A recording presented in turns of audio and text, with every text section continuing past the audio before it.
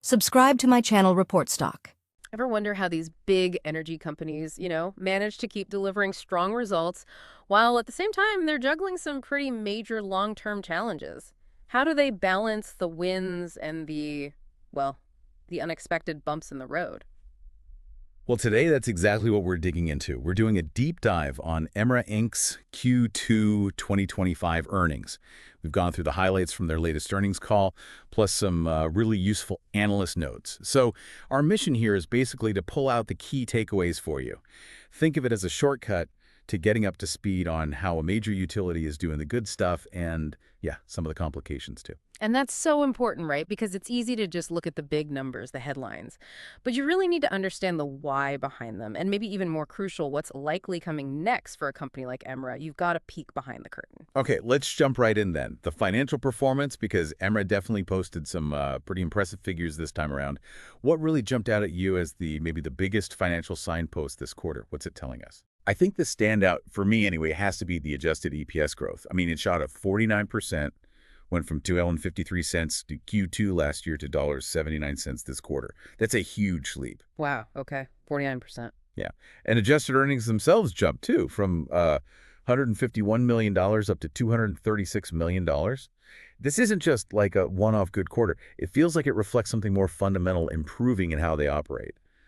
Suggests, maybe more sustainable health. Right, so a solid financial base. Was there anything specific driving that strong cash generation behind those numbers? Definitely. Operating cash flow saw a big increase, 32%, once you normalize it for things like fuel costs and storm recovery deferrals. Okay, what does normalizing mean here exactly? Well, it just means taking out the temporary noise like spikes in fuel prices or big storm costs, so you get a clearer picture of the cash the core business is actually generating day to day. Gotcha. And that strong cash flow, it's directly helping their credit metrics. They've seen over 150 basis points of improvement. Okay, so 1.5 percentage points. Yeah. Exactly. Yeah. Which gets them much closer to that 12% target they've been talking about. That's a really healthy sign for, their financial stability, their borrowing power. So strong cash, better credit. Yep. What are they actually doing with that money? Is it mostly about reinvesting or maybe just paying down debt? Oh, it's definitely strategic reinvestment. They put over $1.7 billion into customer-focused capital projects just in the first half of 2025. Wow. And they're aiming for $3.4 billion for the whole year. So this isn't just maintenance spending. It's really investing for future growth and stability. Right. Plus, it looks like they're on track to actually beat their own target for average annual adjusted EPS growth this year, that 5% to 7% range. Yeah. So yeah, definitely a proactive growth strategy. That's quite something. It really speaks to the scale of these utility operations, doesn't it? Just managing that constant capital flow. Were there any other sort of tailwinds helping them out this quarter? Well, yeah, actually, the stronger U.S. dollar gave them a little boost, added about a penny to adjusted EPS for the quarter. Right. And it's added about 0.08 cents so far this year. Not massive, but, helpful. And then on the regulatory side, they seem to be making good progress. They mentioned reaching a comprehensive agreement with key groups involved at Peoples Gas. And they said discussions are looking constructive over at Nova Scotia Power, too. Getting those regulatory things sorted is just crucial for stability and future investment plans. Okay, so we've heard about the impressive numbers, the financial strength EMRA is showing, real muscle there. But like you said, there are always two sides, and even strong reports can have hidden complexities. Let's shift gears now to some of those challenges, the headwinds, and maybe starting with that pretty stark flag from Guru Focus 14 warning signs with EMA. That sounds serious. What's the first big challenge that jumps out from the report? Yeah, that warning count is definitely eye-catching. One immediate issue they mentioned on the call was the delay in closing the New Mexico gas sale. That's now been pushed into early 2026. Ah, okay. And the impact of that. Well, it basically just delays the cash flow improvements they were expecting to get from that sale. It's not like the deal is off, but the financial boost is, further down the road now, a deferral of a positive, essentially. Right, a timing issue. Were there any other, maybe more direct hits to the bottom line this quarter? Actual costs incurred? Yes, unfortunately. Sure. Nova Scotia Power, which is a big part of EMRA, got hit with about $5 million in after-tax costs from a cyber incident. Ouch. Yeah, and the really concerning part is that those costs weren't covered by their insurance. Really? That's surprising. It does highlight, the growing risk of cyber attacks for critical infrastructure, and maybe suggests a potential gap in their risk planning if insurance didn't cover it. could be a flag for future unexpected costs. That is a worry. What else was dragging things down a bit? Well, they also saw lower contributions coming from their Canadian electric utilities. That specifically trimmed about 0.9 cents off the adjusted EPS. Okay, any reason why? Seems like two main things. One was selling off part of their stake in the Labrador Island Link, and the other was just higher operating costs back in Nova Scotia Power. So those combined kind of put a dent in the Canadian results this quarter. And looking forward, you mentioned some potential growth areas that maybe aren't quite panning out as fast as hoped, like the data centers for Tampa Electric. Exactly. That growth seems to be slower than they might have initially thought. They're saying now that realistic growth probably won't kick in until 2027, maybe even 2028. So a few years out still. Yeah, it pushes that potential further down the line. It suggests the opportunity's there, Yeah. but it's just not materializing super quickly. It means a longer wait before it really impacts their big capital plans. Okay.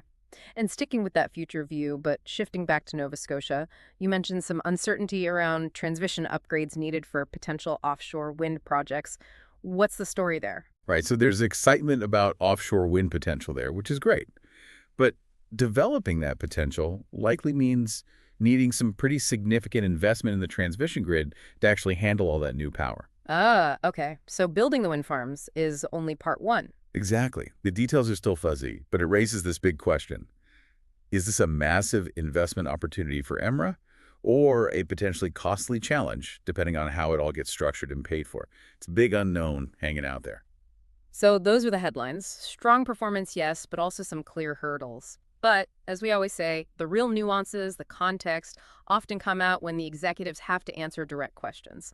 This is the deep dive, after all. So let's get into that Q&A section from the earnings call. That's where things usually get interesting.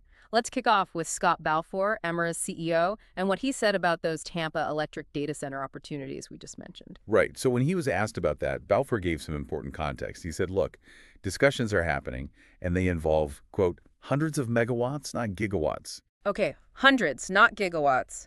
What's the significance of that distinction? Well, hundreds of megawatts is still a lot of power, don't get me wrong. It's significant.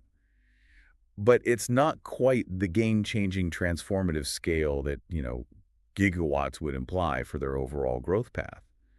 And he added that these discussions just aren't at a stage yet where they can confidently bake them into their capital spending plans.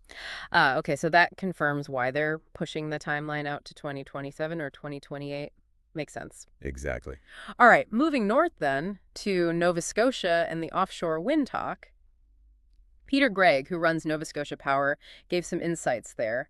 What were the key takeaways? Greg sounded pretty positive, actually. He said the talks happening at the federal level are encouraging and that the province itself really recognizes the huge potential offshore wind has there. But he also stressed, it's still early days. So positive signs on the policy front, which is a good starting point. And did that lead directly into the transmission upgrade question? What was his take on needing those big grid investments? It did. He basically indicated that given how big the potential wind resource could be, upgrades to the transmission network would almost certainly be needed. Right. And that's not just for delivering power within Nova Scotia, but also potentially for exporting power elsewhere. Okay, so that really underlines the point. Scaling up wind power isn't just about the turbines. It's about major, potentially very expensive grid work, too. Precisely. It's a huge piece of the puzzle. Got it. Another key point that came up was the cash flow to debt ratio, especially with that New Mexico gas sale being delayed. Did that delay throw their leverage targets off track? Apparently not as much as you might think. Greg Blunden, the CFO, stepped in to explain that. He said the other parts of their business have been performing so strongly that has largely offset the impact of that delay on the ratio. Oh, interesting. Yeah, he expects they'll still land around 11.7% on a trailing 12-month basis, which is, really close to their target anyway, even without the cash from that specific deal yet. So the underlying business is robust enough to absorb that timing shift. Seems that way, yeah. Yeah. Shows good underlying strength. Okay, and one last thing from the Q&A, something that often pops up when big utility deals happen elsewhere. Duke recently sold a minority stake in its Florida utility. Did that prompt any change in EMRA's thinking about maybe doing something similar with their Florida operations?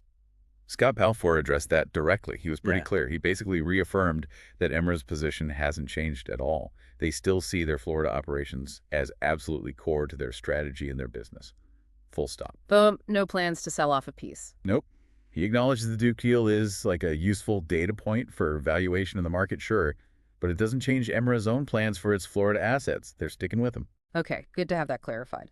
So let's try and wrap this up then. Summing up this deep dive into EMRA's Q2, it really feels like a story with two distinct sides, doesn't it? You've got this genuinely strong current performance adjusted earnings, cash flow looking good, significant capital going out the door. But then layered on top, you have these notable delays like New Mexico gas, the slower pace on data centers, and these big future question marks around potential transmission costs in Nova Scotia. It really feels like a company hitting its operational targets, but also, navigating some pretty significant strategic speed bumps. Absolutely. It perfectly illustrates the constant balancing act these big utility companies are always performing. They have to manage the here and now financial health, keeping regulators happy, while also making these huge long-term bets on where the energy future is heading. And all that while dealing with unpredictable curveballs like cyber incidents. It's incredibly complex, requires real agility. It really does. So, for you listening in, thinking about everything we've just unpacked, what really stands out to you when you consider the challenges and the opportunities for a company like Emera trying to manage both its traditional business and this big shift to future energy sources? How do you personally weigh those strong quarterly numbers against the longer term roadblocks and those lingering uncertainties? Something to think about. Subscribe to my channel Report Stock.